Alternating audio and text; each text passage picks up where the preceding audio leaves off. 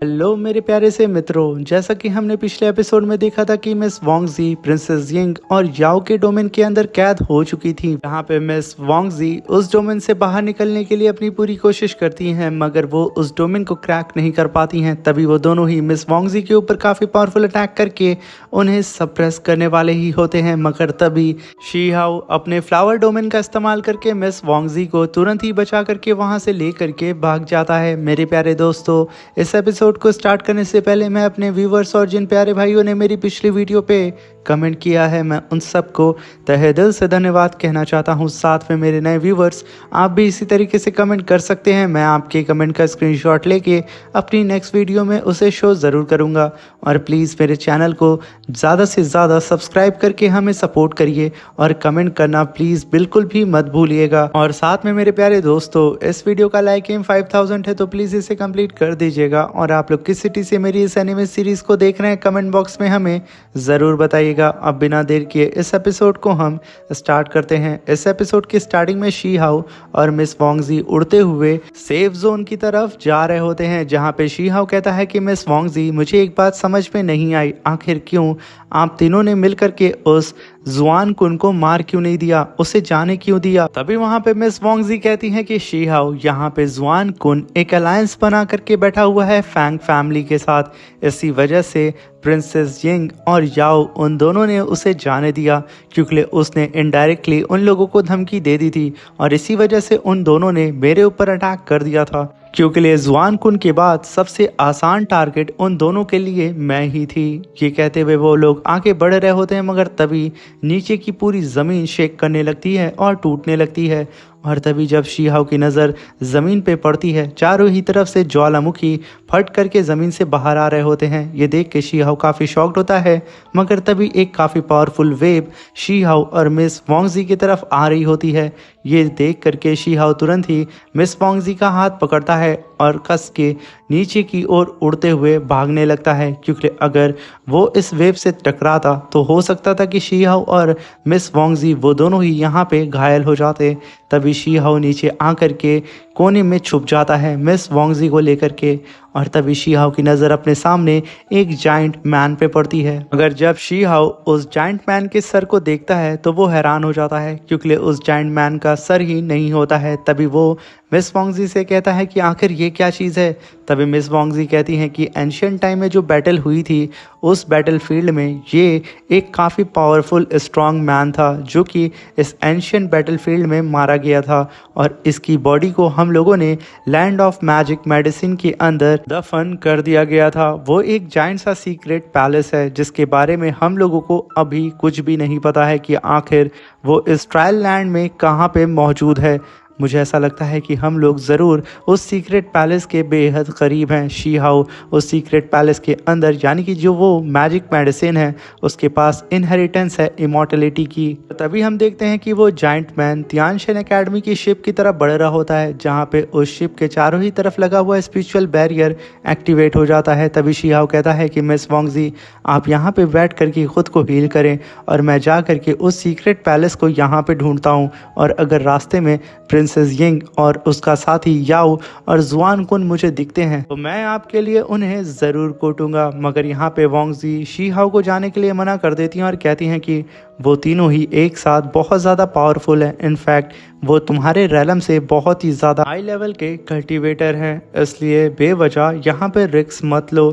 मगर तभी शी हाओ यहाँ पे कुछ बोलता, आसमान में ठंडर गिरने लगती है और एक जाइंट सी स्पिरिचुअल आई वहाँ पे एक्टिवेट हो जाती है, जिसे देख करके तुरंत ही मिस वोंगजी अपने चारों ही तरफ ड्रैगन शील्ड को बना करके खुद को और शी हाओ को प्रोटेक्ट करने लगती हैं। और तभी उस आई के अंदर से काफ़ी पावरफुल लेज़र बीम अटैक उन लोगों की शील्ड से टकराते हुए आगे की तरफ बढ़ने लगता है, जिसे देख करके शी हाओ कहता है कि आखिर ये अब कौन आ गया। तभी वहाँ पे मिस वोंगजी कहती हैं कि और कोई नहीं, फैंग फैमिली का यंग मास्टर और विंग क्लैन का मास्टर फैंग जिंग तियान है। मुझे ऐसा लगता है कि वो भी यहाँ पे उस सीक्रेट पैलेस को ढूंढ रहा है अपनी जाइंट स्पिरिचुअल आई का इस्तेमाल करके। और इसकी ब्रेथ को फील करके मुझे ऐसा लग रहा है कि ये अब ट्रांसफॉर्मेशन रैलम पे खुद को प्रमोट कर चुका है। इसे लेकर के मुझे भी अब थोड़ी घबराहट हो रही है। और साथ में इसने ancient dark heavenly secret technique को भी कल्टीवेट कर लिया है। ये इस समय मुझसे बहुत ज़्यादा पावरफुल हो चुका है और अगर इसे आज सीक्रेट पैलेस मिल गया और उसके अंदर मौजूद मैजिक मेडिसिन इसे मिल गई तो ये हम लोगों के हाथ से निकल जाएगा। तभी वहाँ पे शी हाओ को यहाँ पे फैंग जिंग तियान और विंड क्लैन की बात ट्रिगर करती है। वो अपने पास्ट की बात को याद करते हुए कहता है कि ये तो फैंग जिंग तियान विंड क्लैन का वही लॉर्ड है जिसने मुझे मारने के लिए ताइशू एंशिएंट माइन के अंदर मुझे मारने के लिए लोगों को भेजा था और ख़ासतौर से इसी ने कहा था युआन क्विन को मुझे 10 सालों के लिए ताइशू एंशिएंट माइन के अंदर सप्रेस करने के लिए।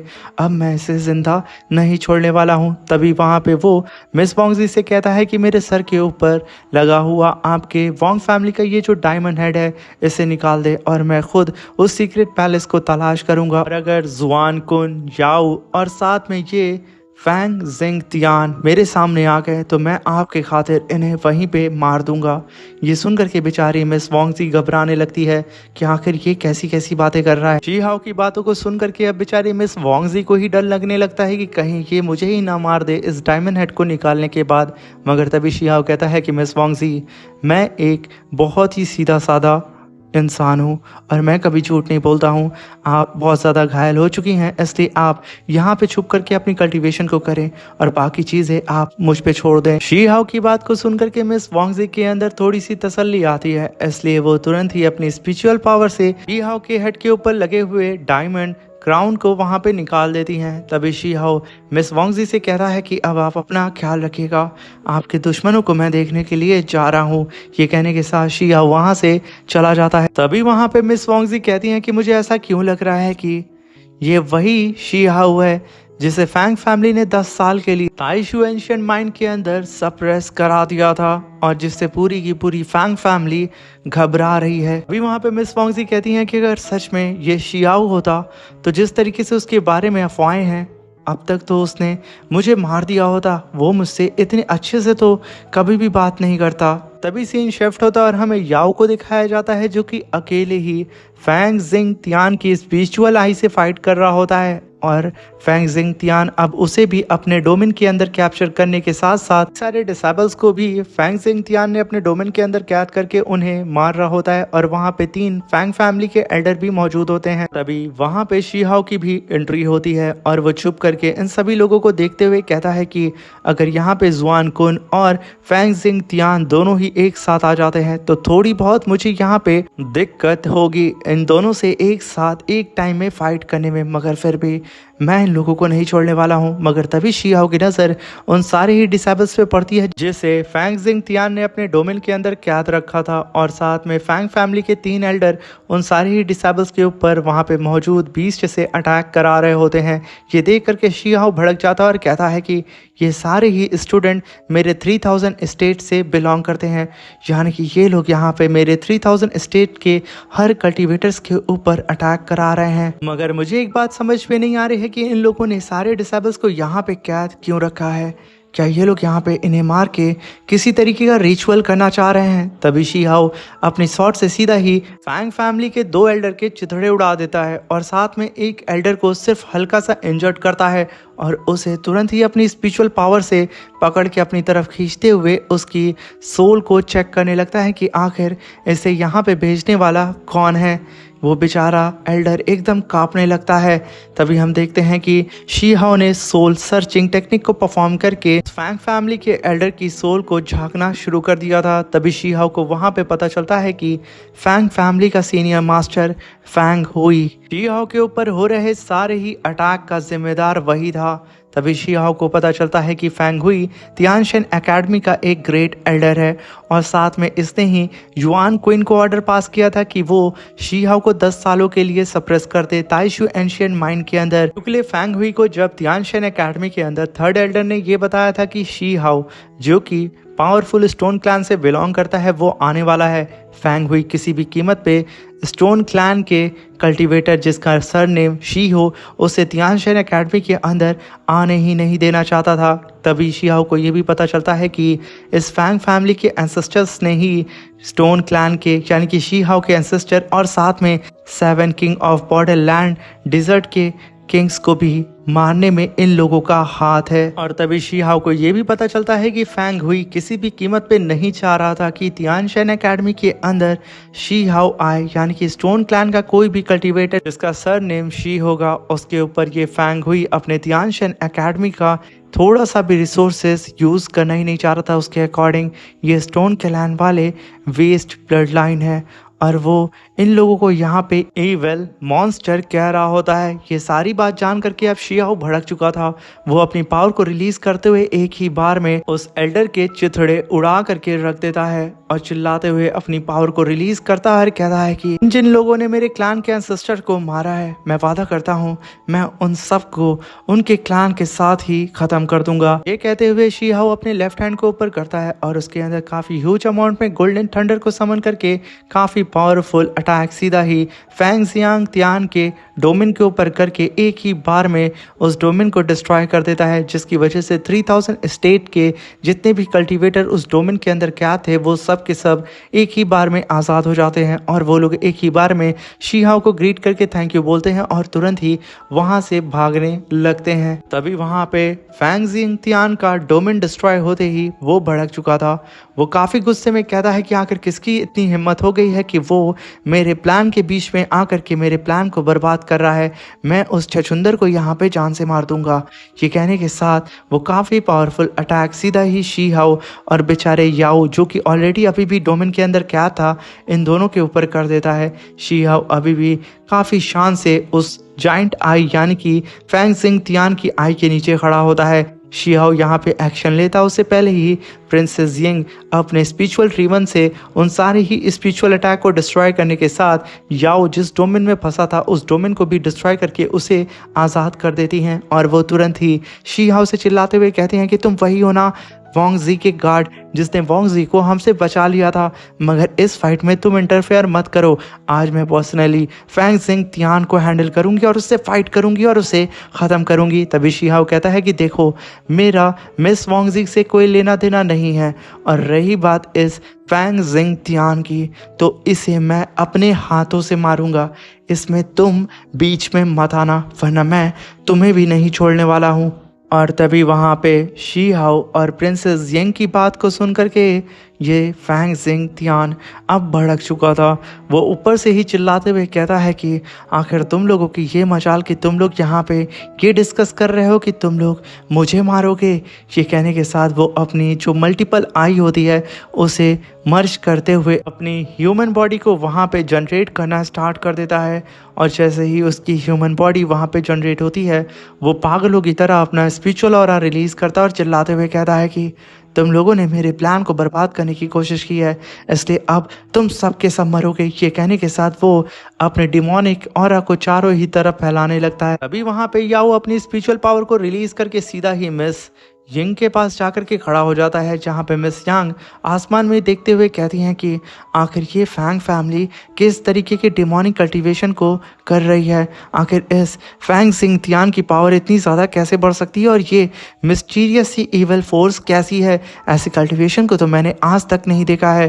तभी शी हाओ भी आसमान की तरफ देखते हुए कहता है कि यहाँ पे फैंग जियांग तियान जिस मेथड का इस्तेमाल कर रहा है इसे तो आउटसाइड वर्ल्ड के इमॉर्टल्स इस्तेमाल कर रहे थे, आखिर आउटसाइड वर्ल्ड के इमॉर्टल्स का फैंग फैमिली से क्या लेना देना है। तभी हम देखते हैं कि फैंग जियांग तियान ने काफ़ी पावरफुल अटैक वहाँ पे जनरेट कर लिया था और वो चिल्लाते हुए कहता है कि सबसे पहले मैं प्रिंसेस यिंग और याओ तुम लोगों को यहाँ पे ख़त्म करूँगा, उसके बाद मैं उस छोटे से छछुंदर को मारने वाला हूँ, यानी कि वो बात शी हाओ की कर रहा होता है। ये कहने के साथ वो अपनी पावर को और भी ज़्यादा बढ़ाने लगता है। हमें यहाँ लग रहा था कि वो अब अटैक करेगा, मगर ऐसा नहीं है। वो पागलों की तरह अपनी स्पिरिचुअल एनर्जी को और भी ज़्यादा अपग्रेड करते हुए सीधा ही मिस यिंग और याओ के ऊपर अटैक कर देता है। ये देख करके वो दोनों भी अपनी पावर को कंबाइन करके काफ़ी powerful attack Fang Jiang Tian के ऊपर करते हैं और जब ये दोनों ही स्पिरिचुअल अटैक आपस में टकराते हैं वहाँ पे काफ़ी खतरनाक स्पिरिचुअल ब्लास्ट हमें देखने को मिलता है। ये स्पिरिचुअल ब्लास्ट इतना ज़्यादा खतरनाक था, आसपास के पूरे माउंटेन वहाँ पे डिस्ट्रॉय हो जाते हैं। तभी वहाँ पे धूल उड़ती है और शी हाओ अपनी आंखों के सामने सीक्रेट पैलेस को देखता है, जिसे देख के शी हाओ एकदम दंग हो चुका था, क्योंकि इस ब्लास्ट की वजह से ही ये सीक्रेट पैलेस जो कि कई सारे पत्थरों से छुपा था वो उन लोगों के सामने आ चुका था। तभी शी हाओ बिना ही वक्त ज़ाया किए अपनी स्पिरिचुअल आई से उस सीक्रेट पैलेस के अंदर देखना शुरू कर देता है। और तभी शी हाओ कहता है कि मुझे यहाँ पे मैजिक मेडिसिन की ब्रेथ फील हो रही है। ये कहने के साथ शी हाओ अपनी स्पिरिचुअल एनर्जी से पूरे की पूरे सीक्रेट पैलेस को छान मारता है और फाइनली उसे वो सीक्रेट मैजिक मेडिसिन मिल जाती है और वो भी शी हाओ को सेंस करके इस सीक्रेट पैलेस के और डीप में जाने लगती है। और तभी हम देखते हैं कि उन तीनों को भी यहाँ पे पता चल चुका था कि इस सीक्रेट पैलेस के अंदर ही वो मैजिक मेडिसिन मौजूद है। ये सेंस करते ही फैंग जिंग तियान, मिस यिंग और याओ वो तीनों ही काफ़ी तेज़ी से उड़ते हुए उस सीक्रेट पैलेस के अंदर जाने लगते हैं। सबसे आगे फैंग जिंग तियान होता है, वो इन सब को पीछे छोड़ते हुए काफ़ी तेज़ी से आगे उड़ते जा रहा होता है, मगर तभी वो पलट कर के पीछे एक डिमोनिक फॉग को देखता है, जहाँ पे उस डिमोनिक फॉग के बीच में एक मिस्टीरियस सा कल्टीवेटर खड़ा होता है। और तभी वो कल्टीवेटर फॉग में ट्रांसफॉर्म हो जाता है और सीधा ही फैंग जिंग तियान की बॉडी के अंदर आ करके मर्ज हो जाता है। और तभी फैंग जिंग तियान उस मिस्टीरियस से फॉग को लेकर के सीधा ही सीक्रेट पैलेस के अंदर एंटर कर जाता है और उसके पीछे पीछे मिस यिंग और याओ वो दोनों भी एंटर कर जाते हैं। और लास्ट में शी हाओ भी इन लोगों के पीछे पीछे चुपचाप आ जाता है। तभी हम देखते हैं कि जैसे ही फैंग जिंग तियान ये नोटिस करता है उसके पीछे याओ और मिस यिंग आ रहे हैं। वो चिल्लाते हुए कहता है कि तुम लोग मेरा पीछा करना बंद करो। ये कहने के साथ वो उन दोनों के ऊपर 3 हेड पॉइजनस स्नेक से अटैक कर देता है। ये देख करके याओ तुरंत ही मिस यिंग के आगे आता है और एक जाइंट से स्टोन माउंटेन को अपीयर करके उन तीनों ही पॉइजनस स्नेक को वहीं पे मसल करके रख देता है और खुद को और मिस यिंग को उन पॉइजनस स्नेक से बचा लेता है। तभी मिस यिंग कहती हैं कि आखिर इस फैंग के पास कैसी कैसी इविल स्किल मौजूद है।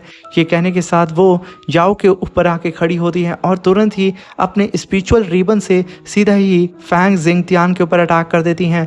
तभी फैंग जिंग तियान अपनी मल्टीपल शॉट से सीधा ही मिस यिंग के स्पिरिचुअल रोफ के ऊपर अटैक कर देता है। और तभी हम देखते हैं कि ये दोनों ही अटैक आपस में टकरा करके वहीं पे ख़त्म हो जाते हैं। और यहाँ पे फैंग जिंग तियान आगे की ओर भाग ही रहा होता है, मगर उसे अच्छी तरीके से पता था कि अगर उसे मैजिक मेडिसिन हासिल करनी है तो उसे यहाँ पे इन दोनों से पीछा छुड़ाना होगा।